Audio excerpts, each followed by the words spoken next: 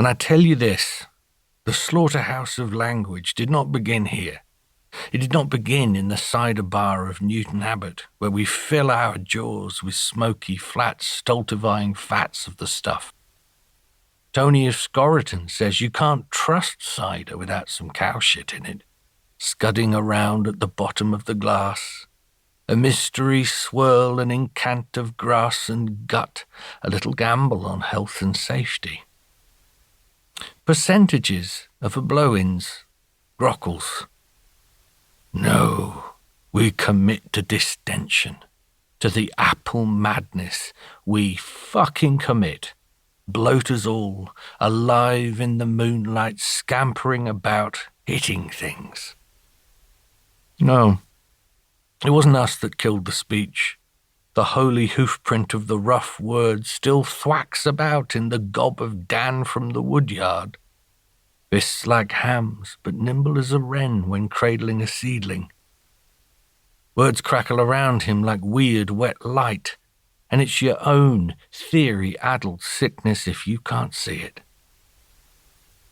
Numbskull, Nanskull, Dadskull, Bardskull. When I was small and at the new big school, I got pulled out of class. I was in the wrong group. I was with the smarts, and I was not a smart. I was taken to the belly of the school to my people. They smelt bad, like clothes left in the washer. There was a boy permanently in the cupboard with his tiny pale cock out, in case someone, anyone, would come in and give it a tug. This was the numbskull I got put into. I crawled deep down into its fontanelle and into the brain muck, and not much was meant to happen thereafter. I was meant to stay there. Never got more than 13% in maths.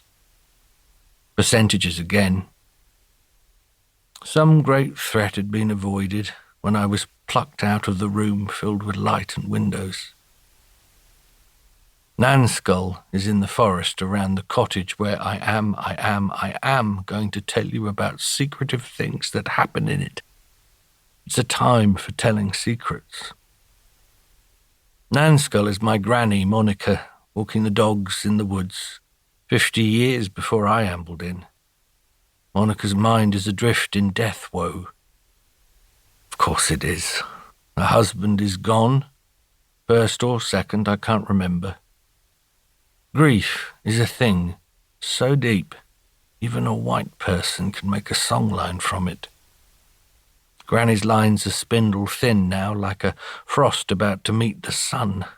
I can only just make them out.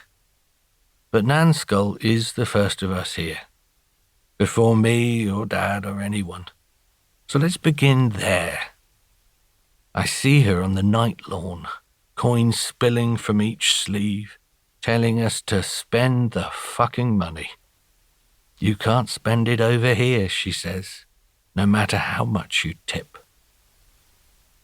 Nanskull will speak to Numbskull across the owl court of my garden. I listen with the black ram in one hand, the knife in the other. Here at the gate of the dead, she speaks as deep as Tiresias' old Irish words.